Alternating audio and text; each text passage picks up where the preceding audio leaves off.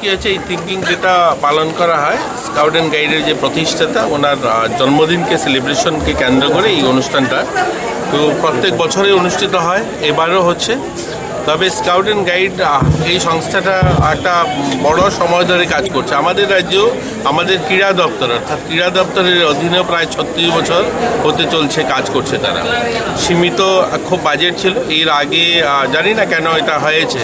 এই 36 বছর ধরেই এটা বাজেটটা যদি শোনেন আপনারা ভাবেন হয়তো যে স্কাউট অ্যান্ড গাইড কাজ কেন এত কম, তাদের মাত্র 12 লক্ষ টাকা বাজেট, অর্থাৎ 1 লক্ষ টাকা দিয়ে একটা দপ্তর পুরো বছর কাজ করবে। তাদের পোশাক, কোথায় যাওয়া, অ্যাওয়ারনেস, এটা খুব সীমিত ছিল।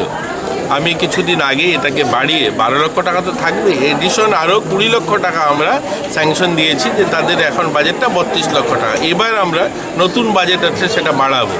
কিন্তু সেটা একবার ভাবুন, আমাদের রাজ্যে যে দপ্তরের সঙ্গে ক্রীড়া দপ্তরে যে সংস্থাটা এত বছর ধরে কাজ করছে, প্রায় 36 বছর কাজ করছে, মাত্র 12 লক্ষ টাকা বাজেট তাদের ছিল। যাই হোক, এগুলো বিভিন্ন কারণে স্কাউট অ্যান্ড গাইডসে যে ধরনের কাজ হওয়ার কথা ছিল সেটা হয়তো তারা করে উঠতে পারেনি। কিন্তু আমরা আশাবাদী খুব শীঘ্রই আমরা প্রত্যেকটা স্কুলে তাদের ইউনিট খুলতে সক্ষম হব। এখন আমাদের খুব কম, মাত্র 58টা স্কুলে বোধ হয় না 56 না 58টা স্কুল, 56 মানে 56টা স্কুলে ইউনিট রয়েছে। আমরা চেষ্টা করব এটাকে খুব শীঘ্রই প্রচার প্রসারের। যেমন আমাদের নেশা নিয়ে আমরা সবাই কথা বলি, নেশামুক্ত ভারত নির্মাণ করতে চাই, নেশামুক্ত ত্রিপুরা।